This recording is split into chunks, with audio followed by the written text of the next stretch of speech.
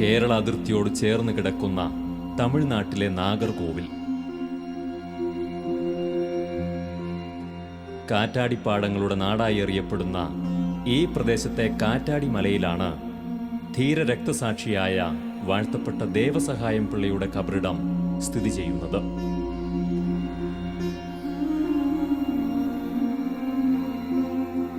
ക്രിസ്തു സ്നേഹത്തെ പ്രതി വീരചരമമടഞ്ഞ ഈ പുണ്യദേഹത്തിന്റെ കാൽപ്പാടുകളും രക്തത്തുള്ളികളും പതിഞ്ഞ ഈ മണ്ണിന് സുവിശേഷ മുന്നേറ്റങ്ങളുടെ കഥയാണ് പറയാനുള്ളത്.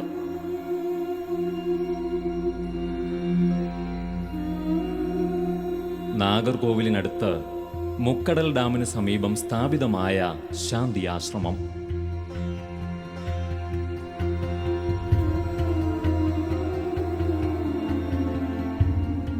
തെരുവോരങ്ങളിലൂടെ സഞ്ചരിച്ച് വീടുവീടാന്തരം കയറിയിറങ്ങി ഭിക്ഷയെടുത്ത് ആലംബഹീനരായവർക്ക് അന്നം നൽകുന്ന വന്യവൈദികൻ. ശാന്തി ആശ്രമത്തിലെ അന്തേവാസികളെ ശുശ്രൂഷിക്കുന്നതിൽ ആനന്ദം കണ്ടെത്തി അവരുടെ മുറിവുകളെ യേശുവിൻ്റെ മുറിവുകളായി കണ്ട് പരിചരിച്ച് അവരിൽ ക്രിസ്തുവിനെ ജനിപ്പിക്കുന്ന മിഷണറി. ലളിത ജീവിതത്തിൻ്റെ സുഹൃതം കൊണ്ട് ഹൃദയങ്ങളെ കീഴടക്കിയ സന്യാസി.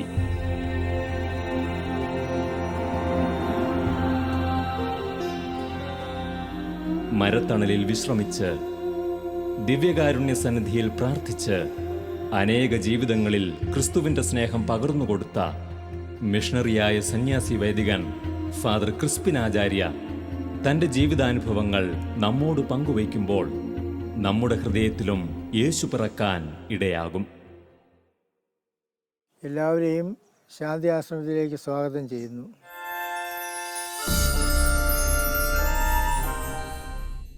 ഞാൻ സ്കൂളിൽ പഠിച്ചുകൊണ്ടിരിക്കുമ്പോൾ ഏതാണ്ട് 13 വയസ്സ് പ്രായമുള്ളപ്പോൾ തോന്നുന്നു സ്കൂളിലെ മിഷണറിമാർ, സന്യാസികളെ, ഫാദർമാരൊക്കെ പിള്ളേരെ റിക്രൂട്ട് ചെയ്യാൻ വരുമായിരുന്നു.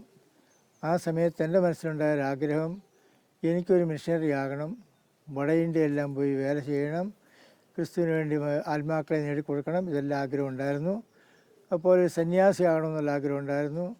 വീണ്ടും ഒരാഗ്രഹം ഒരു വൈദികനാകണം. ഇങ്ങനെ 3 ആഗ്രഹങ്ങൾ എൻ്റെ മനസ്സിലുണ്ടായിരുന്നു. ദൈവത്തിൻ്റെ അത്ഭുതകരമായ പ്രവർത്തനത്താൽ ഇന്ന് 3 കാര്യങ്ങളും എനിക്ക് സാധിച്ചിരിക്കുകയാണ്. ഞാൻ സന്തോഷവാനാണ്. ദൈവത്തിന് ഞാൻ നന്ദി പറയുകയാണ്. ആദ്യമായിട്ട് എനിക്ക് ദൈവവിളി ഉണ്ടായത് ഫ്രാൻസിസ്കൻ മിഷണറി സഭയിലേക്കാണ്.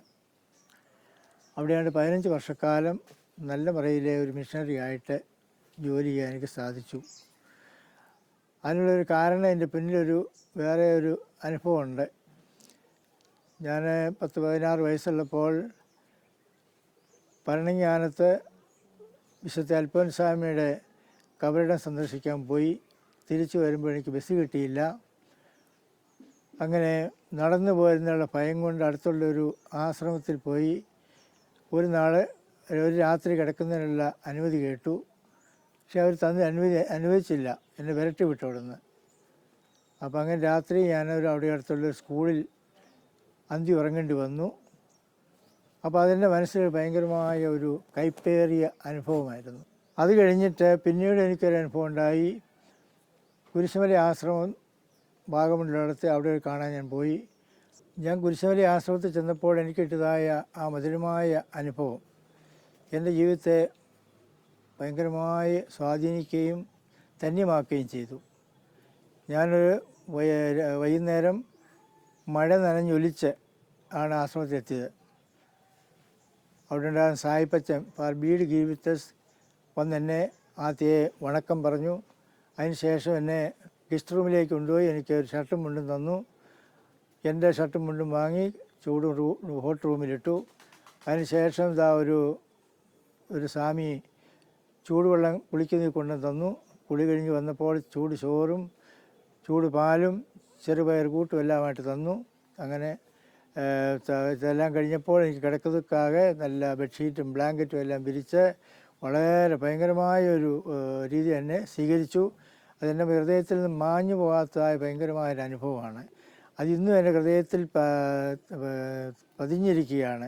മറ്റേ വേറെ ആശ്രമത്തിൽ ചിലപ്പം കിട്ടിയ കൈപ്പേറിയ അനുഭവം എൻ്റെ ജീവിതത്തിൽ ആർക്കും കൊടുക്കக்கூടാതെ, എൻ്റെ ജീവിതത്തിൽ ആർക്കും ഉണ്ടാകக்கூടാതെന്നുള്ളൊരു പ്രതിജ്ഞ ഞാനെടുത്തു. അതുകൊണ്ട് ഇന്ന് വരെ എൻ്റെ പ്രവർത്തനത്തിൽ വളരെ സന്തോഷമായിട്ട് ജീവിക്കുന്നതിനും മറ്റുള്ളവർക്ക് ആ സന്തോഷം പകർന്നു കൊടുക്കുന്നതിനും സാധിക്കുന്നു എന്നുള്ളത് ദൈവത്തിൻ്റെ ഒരു പ്രത്യേക അനുഗ്രഹമാണ്. ദൈവത്തിന് ഞാൻ നന്ദി പറയുന്നു. അങ്ങനെ ഞങ്ങൾക്ക് അവിടുന്ന് 2 ദിവസം താമസിച്ച് ഞാൻ തിരിച്ചു പോന്നു.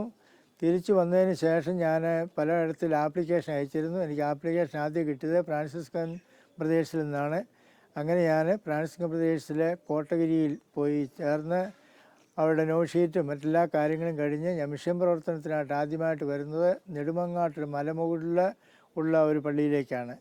അനേക മക്കളെ ക്രിസ്തുവിലേക്ക് കൊണ്ടുവരുന്നതിനും ക്രിസ്തുവിൻ്റെ സ്നേഹം അവർക്ക് പകർന്നു കൊടുക്കുന്നതിനുള്ളതായ അവസരം എനിക്ക് ഉണ്ടായി എന്നുള്ളതിൽ ഞാൻ സന്തോഷിക്കുകയും ദൈവത്തിന് നന്ദി പറയുകയും ചെയ്യുകയാണ്.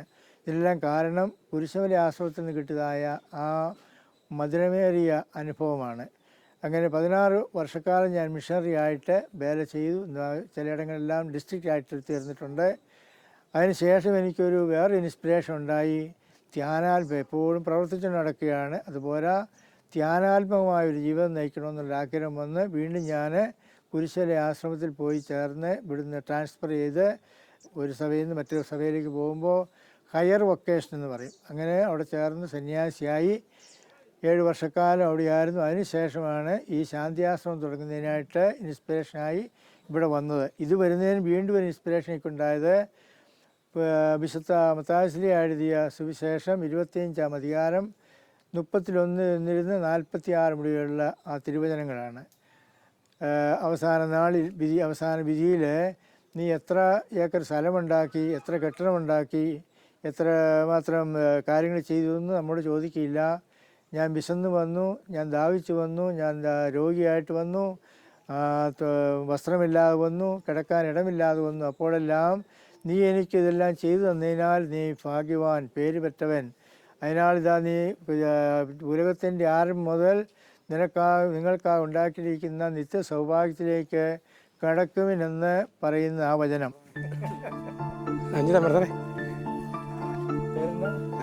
അഞ്ചലോ അഞ്ചലോ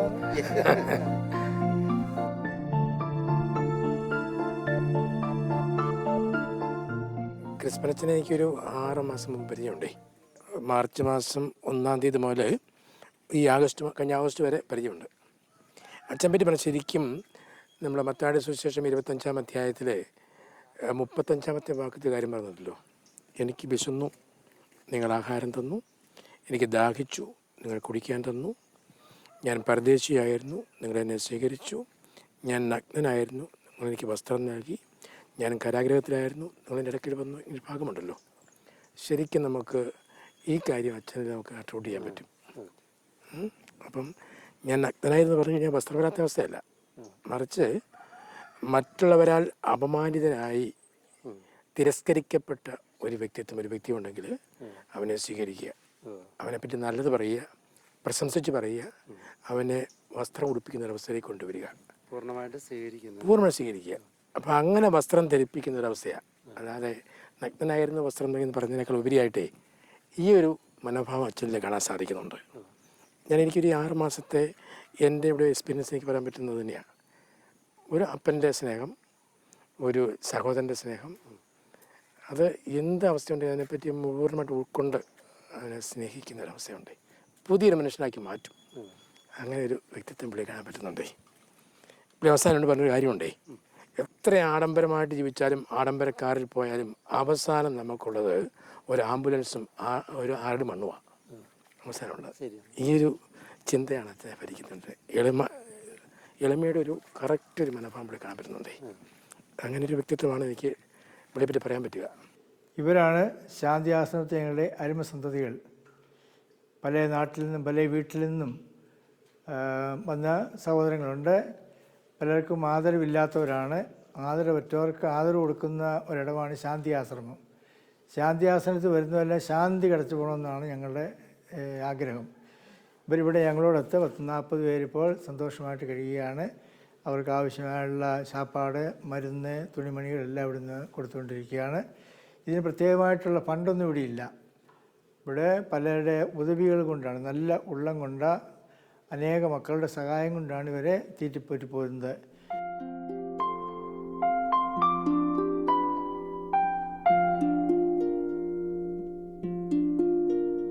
ദരിദ്രരിൽ ദരിദ്രനായി പിറന്ന യേശുവിൻ്റെ സ്നേഹം നെഞ്ചിലേറ്റുവാങ്ങി വൃദ്ധസദനത്തിലുള്ള മക്കളെ തീറ്റിപ്പോറ്റാൻ വീടുവീടാന്തരം കയറിയിറങ്ങി ഈ വൈദികൻ അഗതികൾക്ക് വേണ്ടി ഭിക്ഷയെടുക്കുന്നു.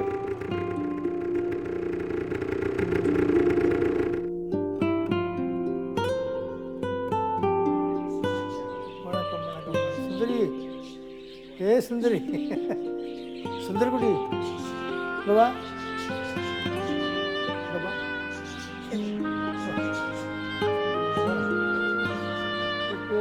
സുന്ദരി, സുന്ദരക്കുട്ടി, സുന്ദരക്കുട്ടി, തിരിച്ച് ആ എൻ്റെ സുന്ദരക്കുട്ടി, അപ്പോച്ചേ. അച്ഛൻ്റെ എളിയ ജീവിതവും നിർമ്മലമായ ഉദ്ദേശശുദ്ധിയും തിരിച്ചറിയുന്നവർ തങ്ങളുടെ ഇല്ലായ്മകളിലും പങ്കുവയ്ക്കുവാൻ തയ്യാറാകുന്നതിലൂടെ ഈ പാവങ്ങളോട് പക്ഷം ചേരുകയാണ്.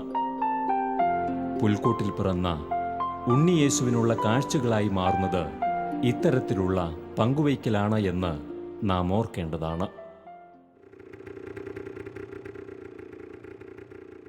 ഭിക്ഷാടനത്തിനു ശേഷം വിശ്രമിക്കുവാൻ ഇദ്ദേഹം ഇടം കണ്ടെത്തിയത് പള്ളിമേടകളുടെ പകിട്ടില്ലാത്ത ഈ മരച്ചുവടാണ്. പ്രകൃതി നൽകുന്ന ഈ സാന്ത്വനം ദൈവത്തിൻ്റെ സാന്ത്വനമായി അനുഭവിച്ച് നന്ദി നിറഞ്ഞ ഹൃദയത്തോടെ വിശ്രമിക്കുവാൻ കഴിയുന്നത് ദൈവിക ദർശനമുള്ള മനുഷ്യർക്കാണ്.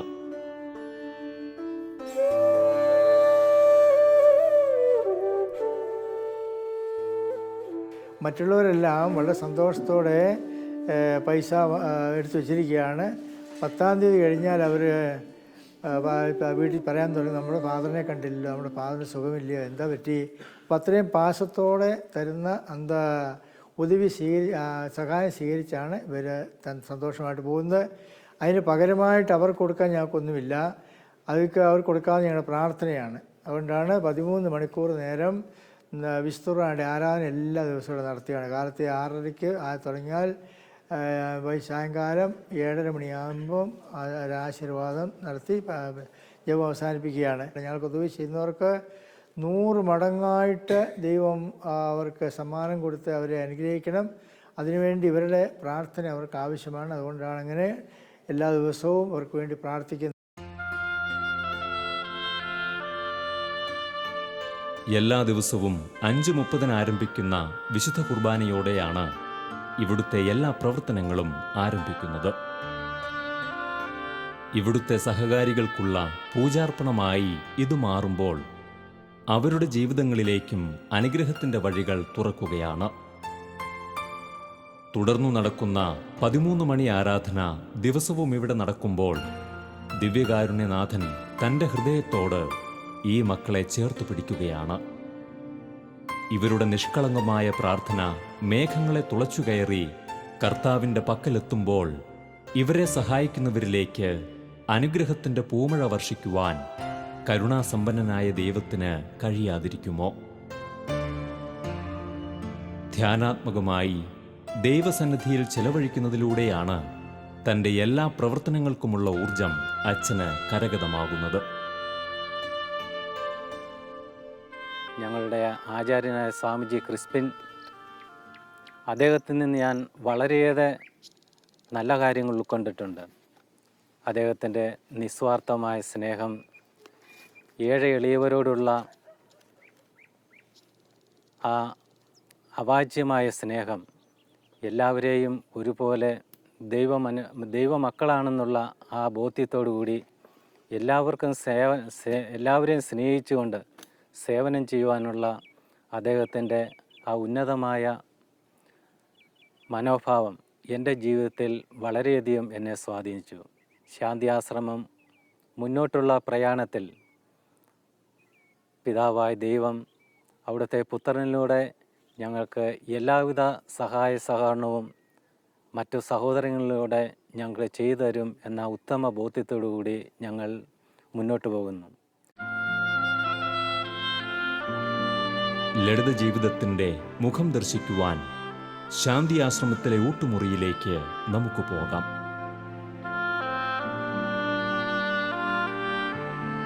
ഇവിടെ കടന്നു വരുന്നവർക്കെല്ലാം ഇവിടെ ഭക്ഷണമുണ്ട്.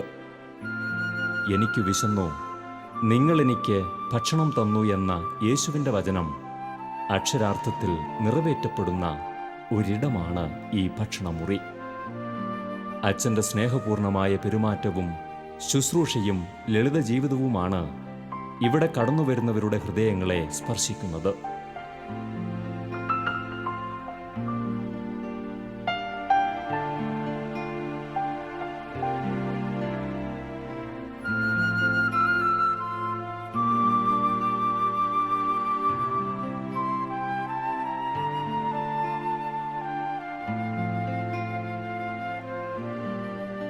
മറ്റുള്ളവരുടെ ഹൃദയങ്ങളെ കീഴടക്കുവാൻ ലളിത ജീവിതത്തിലൂടെയാണ് സാധ്യമാകുകയെന്ന് അച്ഛൻ നമ്മെ പഠിപ്പിക്കുന്നു.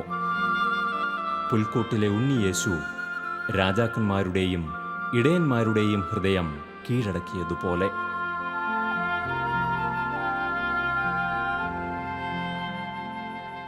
എൻ്റെ പേര് അന്തോണിസ്വാമിയാണ്. ഞാനിവിടെ നാഗർകോവിൽ ബുധപ്പണ്ടി ഈ ആശ്രമത്തിൻ്റെ ഏരിയയിൽ ഉള്ള ആളാണ്.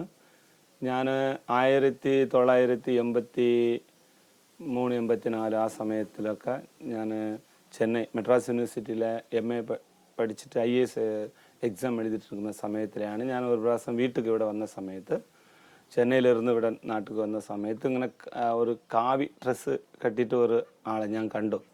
അവരുമായിട്ട് ചോദിച്ചപ്പോൾ ഒരു പ്രാവശ്യം ഞാൻ ഇങ്ങനെ ബസ്സിൽ വരുന്ന സമയത്ത് എന്നെ കട്ടായപ്പെടുത്തി ഇങ്ങനെ ഇവിടെ വരണം, ഞങ്ങളിവിടെ ബുധപ്പാണ്ടി ഹോസ്പിറ്റലിൽ അടുത്തൊരു ബിൽഡിങ്ങിൽ ഞങ്ങൾ കുറച്ച് ആൾക്കാരുണ്ട്, ആശ്രമമായിട്ട് ഞങ്ങളിപ്പം തുടങ്ങാൻ പോകുന്നു വരണമൊക്കെ വിളിച്ച് എന്നെ കട്ടായമായിട്ട് പോയ ആ സമയത്തിലെയാണ് ഉച്ചയ്ക്കാണ്. അപ്പം ഉച്ചയ്ക്ക് ആ സമയത്തിൽ ഞാൻ പോയ സമയത്ത് അച്ഛനങ്ങ് അവർക്കായിട്ട് ചാപ്പിടാനായിട്ട് ഇത്തിരി പോലും ഒരു ചോറുണ്ടായിരുന്നു, ഒരു മഞ്ചമാവ് ഉണ്ടായിരുന്നു.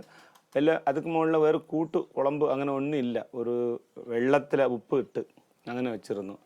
ഞാൻ അച്ഛനുമായിട്ട് അച്ഛന് കീറുന്ന ഇത്ര ചോറിൽ എനക്കും കുറച്ച് ചോറ് പങ്ക് തന്ന് ആ മഞ്ചമാവും തന്ന് ഞാൻ ഭക്ഷണം കഴിച്ച ആ അന്ന് നൈറ്റിലെയാണ് എൻ്റെ ജീവിതത്തിൽ ഒരു ഭയങ്കര ഒരു മാറ്റം ഉണ്ടായി. ഇങ്ങനെയും ക്രിസ്തുക്കായിട്ട് ജീവിക്കുന്ന മനുഷ്യരെ ഉണ്ടോന്നുള്ള ഒരു ചിന്താഗതി എനിക്ക് വന്നതുകൊണ്ട് എൻ്റെ ബെഡ്റൂമിൽ അപ്പം ഞാൻ അടുത്ത ദിവസം ഞാൻ തന്നെ വാലണ്ടറി ആയിട്ട് വന്ന് ഇവരടുത്ത് സംസാരിക്കാൻ ആ റിലേഷൻഷിപ്പ് തുടങ്ങി.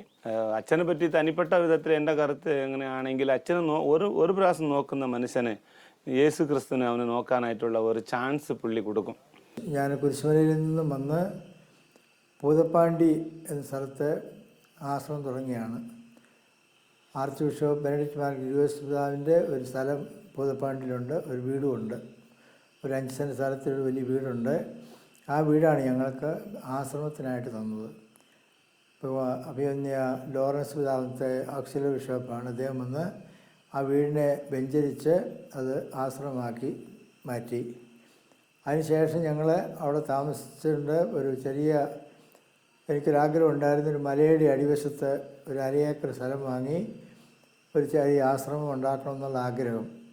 ഒരു ബ്രോക്കറോട് ഞാൻ പറഞ്ഞു, എനിക്കൊരു 1/2 ഏക്കർ സ്ഥലം വേണം, എൻ്റെ ഒരു മലയുടെ അടിവശമായിരിക്കണം, വെള്ള വസതി വേണം, റോഡ് വസതി വേണം, പിന്നെ കൃഷി ചെയ്ത സ്ഥലവും ആദായം ഉണ്ടാക്കാവുന്ന സ്ഥലമായിരിക്കണം. അങ്ങനെ അദ്ദേഹം പോയി എല്ലാം കണ്ടുപിടിച്ചിട്ട് എന്നോടൊന്ന് പറഞ്ഞു, വെച്ചാൽ ഒരു സ്ഥലം കണ്ടിട്ടുണ്ട്, നമുക്ക് കാണണമെന്നും പറഞ്ഞ് എന്നെ സൈക്കിളിൻ്റെ പുറകിൽ കയറ്റിയിരുത്തി ഈ റോഡിലൂടെ ഇവിടെ കൊണ്ട് നിന്നെ കാണിച്ച് 2 സൈഡ് നോക്കുക, ഈ സ്ഥലമാണ്. അപ്പോൾ എൻ്റെ ഒരു സ്നേഹിതനൊരു അച്ഛൻ എന്നോട് ഒരാഴ്ച ധ്യാനത്തിന് വേണ്ടി ഒന്ന് താമസിച്ചിട്ടുണ്ടായിരുന്നു. അപ്പോൾ അച്ഛനോട് ഞാൻ പറഞ്ഞു, അച്ഛൻ ഇങ്ങനെ ഒരു സ്ഥലമുണ്ട്, നമുക്കൊന്ന് പോയി കണ്ടാൽ എന്താ. അച്ഛൻ ബുള്ളറ്റ് എടുത്ത് ഞാനും കൂടെ ഇത് കയറി, അച്ഛൻ്റെ ഒരു ഫ്രണ്ട് ഒരു പയ്യനുണ്ട്, അവനും കൂടെ കയറി ഞങ്ങൾ 3 കൂടെ ഈ സ്ഥലത്ത് വന്ന് ഇറങ്ങി. നോക്കിയാൽ നല്ല മനോഹരമായ കാഴ്ച. അച്ഛൻ എന്നോട് പറഞ്ഞു, അയ്യോ it's a paradise, you should by all means you should buy this land എന്ന് പറഞ്ഞു. അപ്പം ഞാൻ പറഞ്ഞു, വെച്ചാൽ 10 പൈസ എടുക്കാനില്ലാത്ത പാരഡൈസ് വാങ്ങുന്നത് എങ്ങനെയാണ്? അപ്പോൾ അച്ഛൻ പറഞ്ഞു, ഞാൻ 50,000 രൂപ തരാം. അതിന് ശേഷം ഓണറെ കാണാൻ പോയി. ബ്രോക്കർ ആദ്യം നമ്മളെ പ്രലോഭിപ്പിക്കാനാണ് 2 ലക്ഷം രൂപയ്ക്ക് വസ്തു കിട്ടുമെന്ന് എന്നോട് പറഞ്ഞു. അപ്പോൾ വളരെ ചീപ്പ്. അപ്പോൾ ഗ്രിഗോറിയോസ് പിതാവിനെ അറിയിച്ചപ്പോൾ അദ്ദേഹം നല്ല ലാഭം വാങ്ങിക്കാൻ പറഞ്ഞു. അങ്ങനെ ഓണറിൻ്റെ അടുത്ത് നാറുകോൽ ചെന്നപ്പോൾ അദ്ദേഹം പറഞ്ഞു, ഫാദർ 4,10,000 രൂപയിൽ ഒരു പൈസ കുറഞ്ഞാൽ വസ്തു തരികയില്ലെന്ന് പറഞ്ഞു. അപ്പം വളരെ സങ്കടം തോന്നി, വിഷമം തോന്നി. അതിനുശേഷം എന്തും വരട്ടെ എന്ന് വെച്ചാൽ 10,000 രൂപ കയ്യിലുണ്ട്, അത് കൊടുത്ത് അഡ്വാൻസ് എഴുതി. വസ്തു എഴുതാനായിട്ട് പൈസകൾ കിട്ടിയിട്ടില്ല. അപ്പം പിന്നെ അതിന് വേണ്ടി ഒരു 2 വാരത്തെ അവധിയേ ഉള്ളൂ, ഒരു 6 മാസം തികയാൻ. അപ്പം കൂട്ടത്തിലുള്ളവർ പറഞ്ഞു, ഇനി രക്ഷയില്ല, നമുക്ക് ഇവിടം വിട്ട് പഴയ സ്ഥലത്തേക്ക് പോകാം. അപ്പം ഞാൻ പറഞ്ഞു, വേണ്ട, നമുക്കൊന്ന് പ്രാർത്ഥിക്കാം, ഒരുക്കമായിട്ട് പ്രാർത്ഥിക്കാം, യേശുപിതാവിനോട് നൊവേന നടത്തി നമുക്ക് പ്രാർത്ഥിക്കാമെന്ന് പറഞ്ഞ് ഞങ്ങൾ അന്ന് മുതൽ നൊവേന നടത്തി പ്രാർത്ഥിക്കാൻ തുടങ്ങി.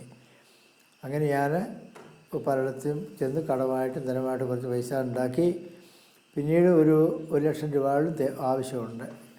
അപ്പോൾ ഒരു ഞങ്ങൾക്ക് പരിചയമുള്ളതായ ഒരു മഠത്തിൽ പോയി അവരോട് പറഞ്ഞു, ഞാൻ కొంచెం കടം തരണം. അങ്ങനെ അവർ കടമായിട്ടല്ല, അവരേതോ കെട്ടിടം പണിയാൻ വേണ്ടി പ്രോജക്റ്റ് ഉള്ളതാണ്. കുറച്ച് 25,000 രൂപ അവർക്കുണ്ടായിരുന്നു, അതവർ തരാമെന്ന് പറഞ്ഞു. അത് കഴിഞ്ഞ് വേറൊരു മഠം ആന്ധ്രയിലുണ്ട് അവരുടെ ഒരു 50,000 രൂപ ബാങ്ക് കിടപ്പുണ്ട്, അവരോട് ചോദിച്ചിട്ട് അതും തരാമെന്ന് പറഞ്ഞു. അങ്ങനെ ആ രൂപയിൽ നിന്ന് നൊവേന തുടങ്ങി 7-ാം ദിവസം ഞങ്ങൾ വസ്തു എഴുതി. വലിയ അത്ഭുതം, യേശുപിതാവിൻ്റെ ഒരു വലിയ അത്ഭുതം. അതിനുശേഷം ഒരു 5-6 മാസം കഴിഞ്ഞപ്പോൾ ഈ സിസ്റ്റേഴ്സ് ഞങ്ങളെ വിളിച്ചിട്ട് പറഞ്ഞു, ഞങ്ങളുടെ പൈസ വേണ്ട. ഇവിടുത്തെ 25,000 രൂപക്കാർ പറഞ്ഞു ഞങ്ങളുടെ രൂപ വേണ്ട. അപ്പോൾ ആന്ധ്രയിൽ നിന്ന് വന്നവരും പറഞ്ഞു ഞങ്ങളുടെ രൂപയും വേണമെങ്കിൽ 75,000 രൂപ അവർ ഞങ്ങൾക്ക് ഫ്രീ ആയിട്ട് തന്നു. ഇങ്ങനെ ഞങ്ങളുടെ ജീവിതത്തിലേക്ക് നോക്കുകയാണെങ്കിൽ അന്ന് മുതൽ ഇന്ന് വരെ ദൈവപരിപാലന എപ്പോഴും ഞങ്ങൾക്കുണ്ടായിരുന്നു എന്നുള്ള ഒരു അനുഭവമുണ്ട്. അതിനുശേഷം ഞങ്ങളിവിടെ താമസിച്ചു. പിന്നെ ഞാൻ മുന്നോട്ട് പോവുകയാണ്. അപ്പോൾ ഇവിടെ ഞങ്ങൾക്കൊരു വൈദികൻ്റെ കുറവുണ്ട്. അപ്പോൾ അതുകൊണ്ട് ആർച്ച് ബിഷപ്പ് പറഞ്ഞു എന്നെ പട്ടം തരുന്ന് വൈദികനാക്കാൻ പോവുകയാണ്. അതിന് മുമ്പായിട്ട് മലങ്കര സെമിനാരിയിൽ പോയി തിയോളജി പഠിക്കണമെന്ന് പറഞ്ഞ് എന്നെ അവിടെ വിട്ട് തിയോളജി പഠിച്ചു. അതിൻ്റെ അവസാനം എനിക്ക് വൈദിക പട്ടം തന്നു. അങ്ങനെ 94 ഞാൻ ഒരു വൈദികനായിത്തീർന്നു. അപ്പം ഞാൻ ആഗ്രഹിച്ചിരുന്ന 3 കാര്യങ്ങൾ, അതൊരു ദൈവപരിപാലന. ഞാൻ ആഗ്രഹിച്ചിരുന്ന 3 കാര്യങ്ങളും അത്ഭുതകരമായിട്ട് ദൈവം സാധിച്ചു തന്നു. അങ്ങനെ മുന്നോട്ടിപ്പം പോയിക്കൊണ്ടിരിക്കുകയാണ്. ഇപ്പോൾ ഇതിനിടയ്ക്ക് ആയിരക്കണക്കിന് ആളുകൾ ഇവിടെ കൗൺസിലിങ്ങിനും പിന്നെ പലതരത്തിലുള്ള അസുഖങ്ങൾ, പിള്ള ഭാഗ്യമില്ലാത്തവർ, ഇങ്ങനെയൊക്കെ ആയിരക്കണക്കാണ് ജനങ്ങൾ ഇവിടെ വന്ന് ശാന്തിയും സമാധാനം വാങ്ങിച്ചു പോയിട്ടുണ്ട്.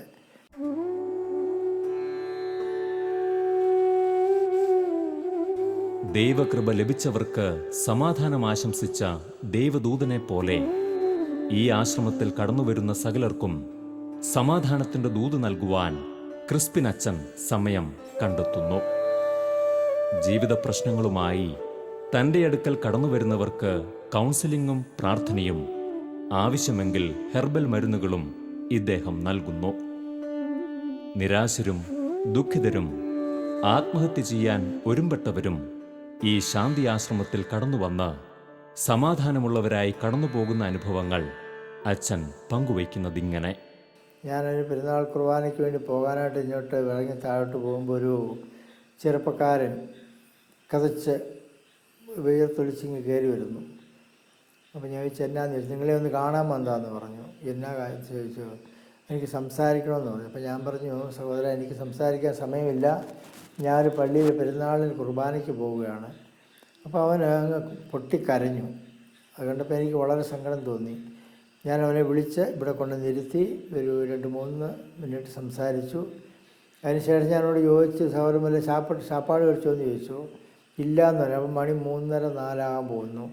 ഞാൻ ഊട്ടുപുരയിലേക്ക് കൊണ്ടുപോയി. അവിടെ ചോറ്, സാമ്പാർ, കൂട്ട്, മോര്, അച്ചാറെല്ലാം ഇരിപ്പുണ്ട്. വൈകുന്നേരം നിറയെ ഭക്ഷണം കഴിച്ചിട്ട് ഇവിടെ താഴെ ഒരു കെട്ടിടം തുറന്ന് കിടപ്പുണ്ട്. ആ കെട്ടിട റൂം, അവിടെ പോയി റെസ്റ്റ് എടുക്കാൻ പറഞ്ഞു, നല്ല ഉറങ്ങാൻ പറഞ്ഞു. ഞാൻ 8:30 ആകുമ്പോൾ 8 മണിക്ക് ഞാൻ വരുമെന്ന് ചൊല്ലി പോയി. ഞാൻ വന്നപ്പോൾ 1/2 മണിക്കൂർ താമസിച്ചാണ് വന്നപ്പോൾ ഇവിടെ അവൻ ഈ വാതിൽക്കൽ നിൽപ്പുണ്ട്. എന്നിട്ട് ഞാൻ ബൈക്ക് ഇവിടെ വെച്ചിട്ട് വന്നപ്പോൾ എന്നോട് പറഞ്ഞു, ഫാദർ ഇനി ഞാൻ ആത്മഹത്യ ചെയ്യുകയില്ല എന്ന് പറഞ്ഞു. അപ്പോഴാണ് ഞാൻ വിചാരിച്ച് ഇവൻ ആത്മഹത്യ ചെയ്യാൻ പോവാണ് എന്നാലും അറിയുന്നത്. പിന്നെ അവനിവിടെ 2 ആഴ്ച ഇവിടെ താമസിച്ച് കൗൺസിലിങ്ങും മരുന്നും ഇതൊക്കെ ആയിട്ട് അവൻ നല്ലൊരു മനുഷ്യനായിട്ട് മാറി. ഞങ്ങളുടെ എളിയ സേവനം വഴിയായിട്ട്, ഞങ്ങളുടെ എളിയ പ്രവർത്തനങ്ങൾ വഴിയായിട്ട് അനേകർക്ക് ക്രിസ്തുവിനെ കാട്ടിക്കൊടുക്കാനോ ക്രിസ്തുവിൻ്റെ സ്നേഹം അനുഭവിച്ചറിയാനും അങ്ങനെ സന്തോഷമായിട്ട് അനേകർ ജീവിക്കാനുള്ള ഒരവസരം ഈ ശാന്തിയാശ്രമം വഴിയായിട്ട് കൊടുക്കുന്നുണ്ട്. എല്ലാം ദൈവത്തിന് നന്ദി പറയുകയാണ്. അത് ഞാൻ കന്യാകുമാരിയിലുള്ള ഒരു ധ്യാന സെൻറ്ററിൽ കുറച്ച് നാൾ പ്രാർത്ഥിക്കാനായിട്ട് കഴിച്ചു. അപ്പോൾ ഇദ്ദേഹം അവിടെ കുമ്പസാരം കേൾക്കാനായിട്ട് വരുമായിരുന്നു. അദ്ദേഹത്തെ പറ്റി പറയുമ്പോൾ മനുഷ്യൻ്റെ ആവശ്യങ്ങൾ അറിഞ്ഞ് അവരെ സഹായിക്കുക എന്നത് അദ്ദേഹത്തിൻ്റെ ഒരു പ്രത്യേകതയാണ്. ഇവിടെ ധാരാളം അച്ഛന്മാർ വരാറുണ്ട്. അവർ വരുന്നത് പലപ്പോഴും എനിക്ക് മനസ്സിലാക്കാൻ കഴിഞ്ഞിട്ടുള്ളത് അവരുടെ ആ ഇടവക ജീവിതത്തിൽ അല്ലെങ്കിൽ ആ സന്യാസ ജീവിതത്തിൽ അവർക്ക് എന്തെങ്കിലും കുറവുകളുണ്ടെങ്കിൽ ആ കുറവ് പരിഹരിക്കുന്നതിനുള്ള ഒരു ഇടം അവർക്ക് സാന്ത്വനം കിട്ടും എന്നുള്ള ആ ഒരു ഉദ്ദേശത്തോടെ ഇവിടെ വരുന്നവരെ ആരെയും അച്ഛൻ വെറുങ്കയോടെ പറഞ്ഞു വിടാറുമില്ല. അവർക്ക് ആവശ്യമായിട്ടുള്ള എല്ലാ ഉപദേശങ്ങളാണെങ്കിലോ ഈവൻ സാമ്പത്തികമായിട്ടുള്ള കാര്യങ്ങളിൽ പോലും അച്ഛൻ അവരെ സഹായിക്കുന്നതായിട്ട് എനിക്ക് അവർ തന്നെ പറഞ്ഞിട്ടുണ്ട്. പിന്നെ വേറെ വൈദികർക്ക് ഏറ്റവും മാതൃകയായിട്ടുള്ള ഒരു പ്രാർത്ഥനാ ജീവിതമാണല്ലോ. അതിന് അദ്ദേഹം ഒരു വലിയൊരു മാതൃകയാണ്. ഈ അധ്വാനത്തിനൊക്കെ ശേഷം അദ്ദേഹം ദീർഘനേരം പള്ളിയിൽ ചിലവഴിക്കാറുണ്ട്, പ്രത്യേക വിശുദ്ധ കുർബാനയുടെ മുമ്പിൽ. നമുക്ക് ആർക്കും കിട്ടാത്ത ഒരു വലിയൊരു ഭാഗ്യം അദ്ദേഹത്തിനുണ്ട്, എല്ലാവരെയും ആകർഷിക്കാൻ പറ്റുന്ന രീതിയിലുള്ള ഒന്ന്. പക്ഷേ തെറ്റുകളുണ്ടെങ്കിൽ അത് ചൂണ്ടിക്കാട്ടുകയും ചെയ്യും. അത് അദ്ദേഹം അതിന് വഴിമാറിക്കൊടുക്കുന്ന സ്വഭാവമല്ല. അങ്ങനെ എല്ലാം കൊണ്ടും നമുക്കെല്ലാം മാതൃകയായ ഒരു വൈദികനാണ്. ഈ സ്നേഹസദനത്തിലെ അനുഭവങ്ങൾ തിരിച്ചറിഞ്ഞവർ പറയുന്നത് ഇങ്ങനെയാണ്. എൻ്റെ പേര് റോസി സൈമൺ. ഞങ്ങൾ ഗൾഫിലായിരുന്നു. ഇപ്പോൾ 9 കൊല്ലമായിട്ട് ഞങ്ങൾ ഇങ്ങോട്ട് ഈ അങ്കിൾ മുഖേനയാണ് ഇവിടെ ശാന്തി ആശ്രമത്തിനെക്കുറിച്ച് അറിയാനിടയായതും പിന്നെ എൻ്റെ അച്ഛൻ്റെ ചരമവാർഷികം ആദ്യത്തെ വർഷം മുതൽ ഇവിടെ വന്ന് ഓരോ കൊല്ലം ഇവിടെ വന്ന് ഇവരോടൊപ്പം ഇവിടുത്തെ അന്തേവാസികളോടൊപ്പം ഇവിടുത്തെ ഭക്ഷണം സ്പോൺസർ ചെയ്ത് ഒരു നേരത്തെ ഭക്ഷണം സ്പോൺസർ ചെയ്ത് ഇവിടെ അവരോടൊപ്പം കഴിച്ച് ഞങ്ങൾ പോകുന്നതാണ് പതിവ്. ഇത് പല ആഘോഷങ്ങളും ഞങ്ങൾ ഇവിടെ വരാറുണ്ട്. ഇതിപ്പം ഞങ്ങൾ 10ാമത്തെ വർഷം ഇവിടെ വന്നിരിക്കുന്നു. 10ാമത്തെ ചരമവാർഷികം എൻ്റെ അച്ഛൻ്റെ. ഇവിടെ വന്ന് ഇവിടെ ഇവരോടൊപ്പം കഴിച്ചിട്ട് ഇതാ തിരികെ പോകുന്നു. ഇത് ഞങ്ങൾക്ക് ദൈവം തരുന്ന ഒരു അവസരമായിട്ടേ കരുതുന്നുള്ളൂ. ഒരു അനുഗ്രഹത്തിൻ്റെ ഒരു വർഷമായിട്ട് ഞങ്ങളുടെ ജീവിതത്തിൽ ഇത് കണക്കാക്കുന്നുണ്ട്. ഈ വൃദ്ധമക്കളോടൊപ്പം ഭക്ഷണം കഴിക്കുന്നതും ഒരു നേരത്തെ ആഹാരം ഇവർക്കായി നൽകുന്നതും ഓരോരുത്തരും അനുഗ്രഹമായി കാണുന്നു. കുടുംബങ്ങളിലെ ആഘോഷങ്ങൾക്ക് നടുവിൽ പാവങ്ങളെ ഓർക്കുവാനും തങ്ങൾക്കുള്ളവ പങ്കുവയ്ക്കുവാനും തയ്യാറാകുന്നവരുടെ ഹൃദയങ്ങളിൽ ഉണ്ണിയേശു പിറക്കുമെന്നതിൽ സംശയമില്ല. സ്നേഹം പങ്കുവയ്ക്കുന്നിടത്താണ് ക്രിസ്മസ്. ക്രിസ്തു നൽകുന്ന സന്തോഷവും സമാധാനവും നമുക്ക് ലഭിക്കാനിടയാകുന്നത് നമുക്കുള്ളവ പങ്കുവയ്ക്കുമ്പോഴാണ്. വിശക്കുന്നവരിൽ യേശുവിനെ കണ്ടു ശുശ്രൂഷിക്കുന്ന അച്ഛൻ്റെ മാതൃകയാണ് ഇവിടെയുള്ള മറ്റു ശുശ്രൂഷകർക്കും പ്രചോദനമാകുന്നത്. മറ്റുള്ളവരെ തീറ്റിപ്പോറ്റാൻ തന്നാലാവുന്നതെല്ലാം ചെയ്ത് അവരിൽ ഒരാളായി തീരുമ്പോൾ എല്ലാവർക്കും എല്ലാമായി മാറിയ യേശുവിൻ്റെ യഥാർത്ഥ ശിഷ്യനായി ക്രിസ്പിനച്ചൻ മാറുന്നു.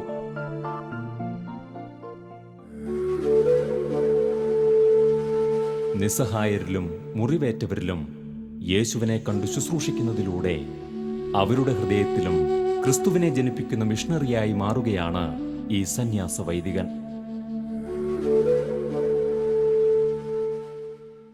ഇനി നമുക്ക് ഇവരുടെ ക്രിസ്മസ് ആഘോഷങ്ങളിൽ പങ്കുചേരാം.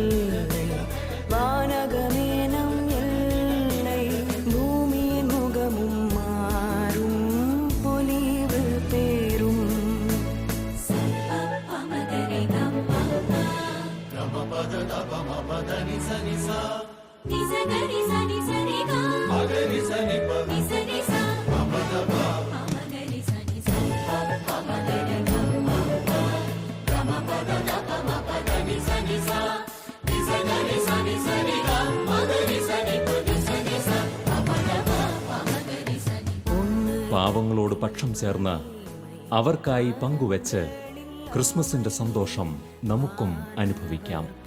അതിലൂടെ കരഗതമാകുന്ന സമാധാനം ഹൃദയങ്ങളിലേക്ക് കൈമാറാം. ലോകമാകസാരമുള്ള എല്ലാ പ്രേക്ഷകർക്കും ശാന്തിയാശ്രമത്തിൻ്റെ നാമത്തിൽ ക്രിസ്മസ് പുത്താണ്ട് വാഴ്ത്തുക്കൾ.